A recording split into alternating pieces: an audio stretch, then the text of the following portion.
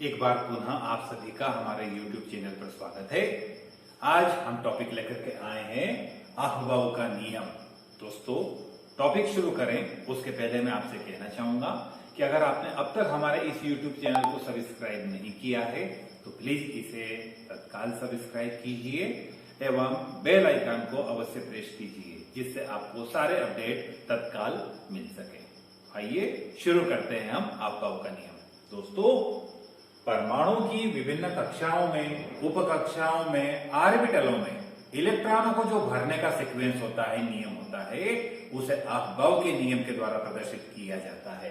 Aufbau एक Greek भाषा का शब्द है जिसका शाब्दिक अर्थ होता है ऊर्जा का बढ़ता हुआ क्रम। ऊर्जा का बढ़ता हुआ क्रम। नियम को अगर हम साधारण भाषा में प्रदर्शित करें तो अफबाउ के नियम के अनुसार परमाणु ऑर्बिटलों में इलेक्ट्रॉन उनके बढ़ते हुए ऊर्जा स्तर के अनुरूप भरे जाते हैं। तात्पर्य यह निकला, कम ऊर्जा वाले ऑर्बिटल में इलेक्ट्रॉन पहले तथा अधिक ऊर्जा वाले ऑर्बिटल में इलेक्ट्रॉन बाद में भरे जाते हैं।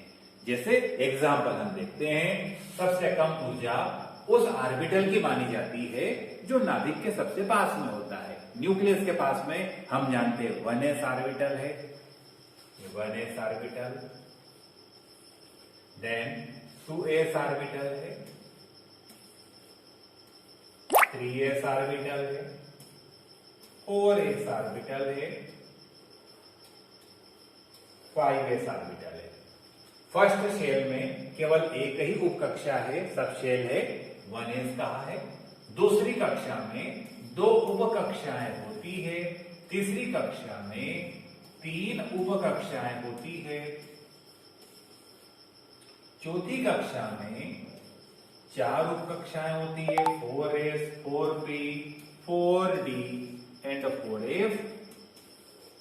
पांचवी कक्षा में भी 4 उपकक्षाएं होती है, 5s के बाद में 5p है, 5d है, 5f है। हमें अफबाउ के नियम के ग्राफी निरूपण को प्रदर्शित करना है।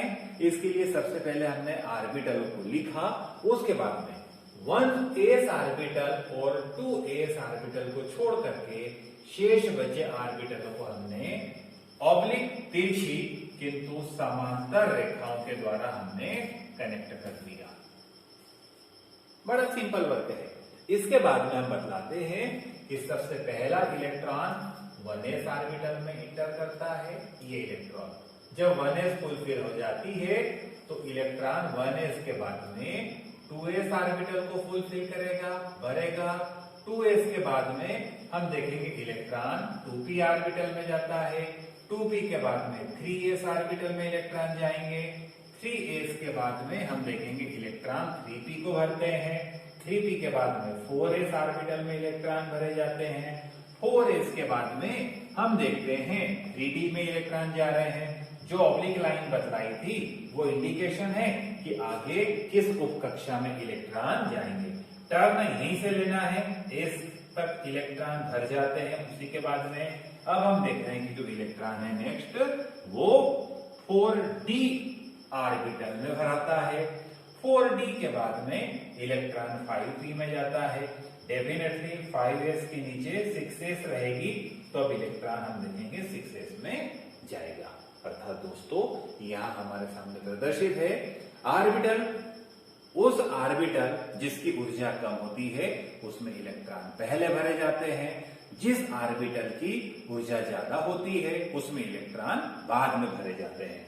दोस्तों, यहां हम देख रहे हैं कि 3s के बाद में इलेक्ट्रॉन 3p में और 3p के बाद में पहले 4s में इंटर कर रहे हैं, 3d में नहीं कर रहे हैं। तात्पर्य यह निकला कि जो 4s ऑर्बिटल है इसका जो एनर्जी है, ऊर्जा है, वो 3d ऑर्बिटल से कम होती है। इसलिए 4s ऑर्बिटल में इलेक्ट्रॉन पहले तथा 3d ऑर्बिटल में इलेक्ट्रॉन बाद में भरे जाते हैं। इस प्रक्रिया को हम n+l रूल से भी स्पष्ट कर सकते हैं कि 4s में इलेक्ट्रॉन पहले आ रहे हैं और 3d में बाद में आखिर क्यों भरे जा रहे हैं। इसके लिए हम विभिन्न ऑर्बिटलों को ड्रा करेंगे, 1s, 2s,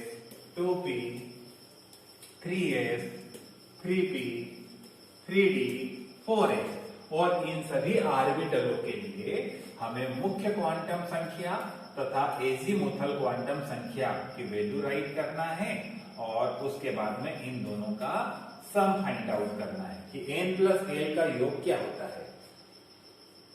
डियर स्टूडेंट, जिस ऑर्बिटल के लिए n प्लस l की वैल्यू कम होती है उसकी एनर्जी को कम माना जाता है और जिस ऑर्बिटल के लिए n प्लस l की वैल्यू अधिक होती है उसकी एनर्जी को ज्यादा माना जाता है।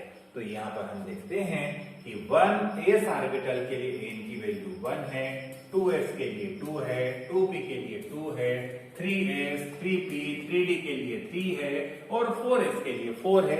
n हम जानते हैं यह मुख्य क्वांटम संख्या को प्रदर्शित करता है।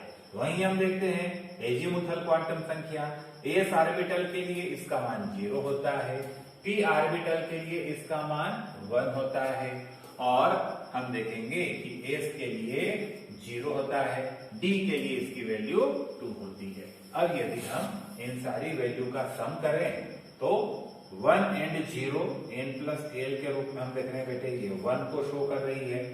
2 प्लस 0 2s ऑर्बिटल के लिए n प्लस l 2 आ रहा है। इसी प्रकार से 3 3 4 3 और 2 5 4 एंड 0 4। देखिए यहाँ पर 3d ऑर्बिटल के लिए n प्लस l की वैल्यू 5 है, वहीं 4s ऑर्बिटल के लिए n प्लस l का सम 4 आ रहा है। तो n प्लस l रूल क्या प्रदर्शित करता है? जिस ऑर्बिटल के लिए n प्लस l का योग कम होता है उसकी ऊर्जा कम होती है और जिसके लिए ज्यादा होता है उसकी ऊर्जा अधिक होती है। अब यहाँ पर एक और कंट्रोवर्सी आती है कि 3p ऑर्बिटल के लिए भी हम देख रहे हैं कि स्टूडेंट n प्लस l की वैल्यू 4 है और 4s ऑर्बिटल के लिए भी हम देख रहे हैं वैल्यू n प्लस l की 4 है।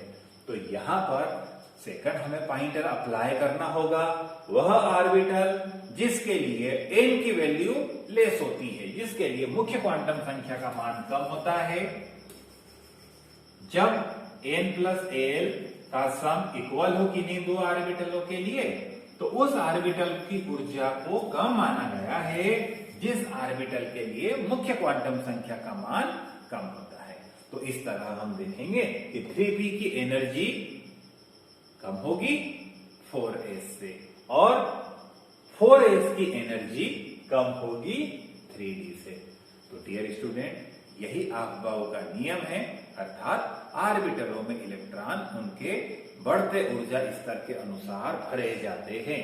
जिस ऑर्बिटल के लिए, पॉइंट याद रखिएगा, जिस ऑर्बिटल के लिए n प्लस l का योग कम होता है उसकी ऊर्जा कम होती है और जिस ऑर्बिटल के लिए n प्लस l का योग अधिक होता है उसकी ऊर्जा अधिक होती है। थैंक्स फॉर वॉचिंग, बने रहिए हमारे साथ में और अगर आपको वीडियो पसंद आया हो तो इसे लाइक करना तथा दोस्तों के साथ शेयर करना मत भूलिएगा। जय हिंद, जय भारत।